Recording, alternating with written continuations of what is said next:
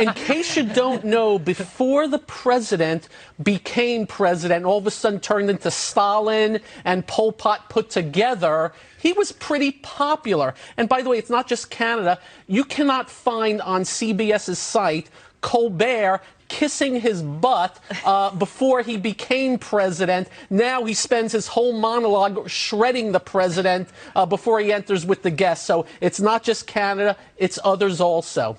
Yeah, I also take issue with the people's taste in holiday movies if they're watching Home Alone 2 when they can watch Die Hard, which is obviously the best Christmas movie. But if you want to erase Donald Trump from pop culture, you're going to have a really hard time. He's been in more than 30 TV shows and movies. He was in Sex and the City, made cameos in The Nanny, The Fresh Prince. People forget that before he became president and even before The Apprentice, he was really popular and a big part of pop culture. But wait a minute, and it's just unfortunate. I just got to jump in with a point of order here, because in point of fact, every building, this is according to some people in the industry, that he owned or had management over, there was something in there that said if you film in one of his buildings, you have to give him the option of having a cameo in whatever is being filmed. I think we're having this conversation, but we're fulfilling a stereotype with this narrative because this was deleted 5 years ago, along with many, many other scenes prior to him being president. And I think that's important because we shouldn't be making this a big deal. They cut it out. Who cares?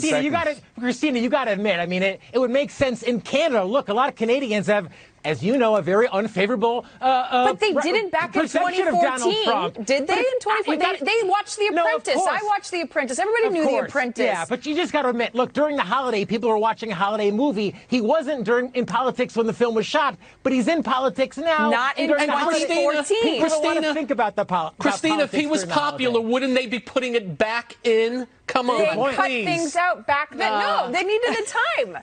No, it's not a story. Because they needed to leave room for commercials. That's the one part. That's right. 6 or 7 seconds they cut. Right, but that was a great 6-second commercial they had for whatever it was, But how bad is your Trump derangement syndrome for you to cut that out of a happy movie? Well, I think they're actually terrified that people will remember that he was actually a beloved mainstream cultural figure. He's in every... If you're going to start cutting him out, he's on the Regis Philbin Christmas album in the middle of Rudolph the Red-Nosed Reindeer. Regis, it's a terrific album, by the way. If you still want to play Christmas music on Boxing Day, Regis is the way to go. And then one foggy Christmas Eve, the Trumpster came to say, Blitzen, you're fired, Rudolph, you're hired. That's who Donald Trump was before he was the new Hitler. And I think they're terrified of these little things that will remind people of just how deranged his opponents. It's also censorship. But let's move forward. It was only a matter of time since the supposed war on Christmas ended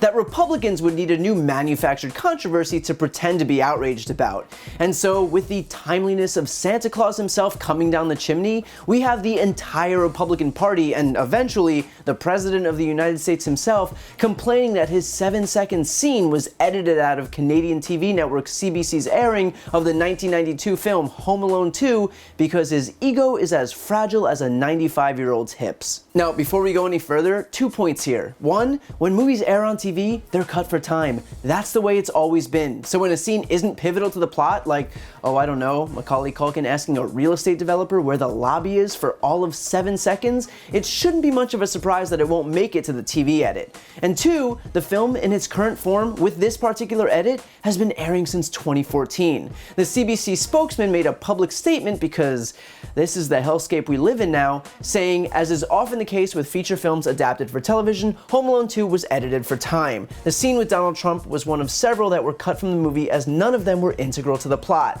These edits were done in 2014 when we first acquired the film and before Mr. Trump was elected president. Of course, not one to let facts or reality get in the way of crying victim, Trump actually took to Twitter to address the controversy, not only retweeting an article decrying the move as censorship, but then writing, I guess Justin T doesn't much like my making him pay up on NATO or trade. Now, let's just breeze right by the fact that A, prime ministers don't personally edit Christmas movies, and B, even if prime ministers did personally edit Christmas movies, Trudeau wasn't even elected prime minister until 2015, a year after the scene began airing on CBC without Trump.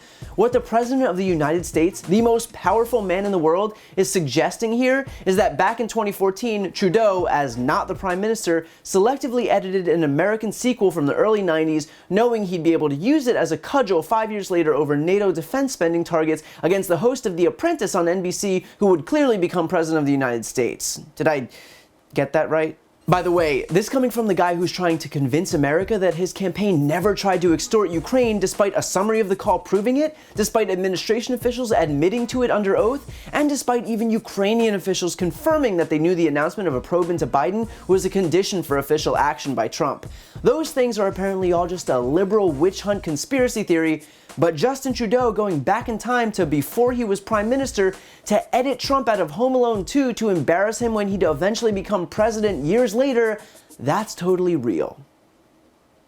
And it didn't stop with Trump. Don Jr. took to Instagram as well, writing, "Absolutely pathetic. The liberal media like CBC is where Trump derangement syndrome manifests itself fully. Imagine being so pathetic in your quest to attain some BS level of wokeness that you need to cut out a scene that is probably one of the most famous cameos of the era. Imagine being so triggered that you can't even leave a Christmas movie alone without editing. This is what we're up against in 2020. This is the filter by which most people receive their news. This is why it's not a fair fight, but this is also why we will win. People see through this crap and are fed up of it. The media should go register as a lobbyist for the leftists. Their bias is so flagrant that they don't even pretend to hide it anymore. They prove it every day that they really are the enemy of the people." I should probably mention that Don Jr., who is currently having a meltdown that a 7-second clip of his dad from an almost 30-year-old movie was edited out of a broadcast in a different country to make room for commercials, is the author of a book literally entitled Triggered.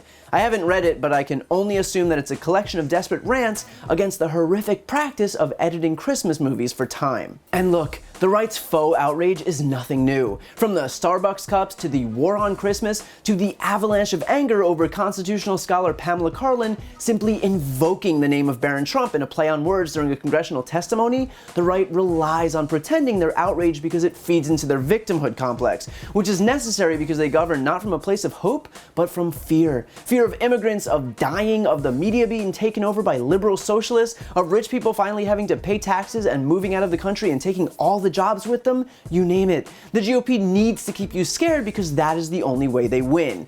And if that means turning the faux outrage machine into high gear over Donald Trump being edited out of a foreign country's airing of a sequel from the early 90s, a full year before he even announced he was running for president, I really wouldn't expect anything like embarrassment or shame to stand in the way.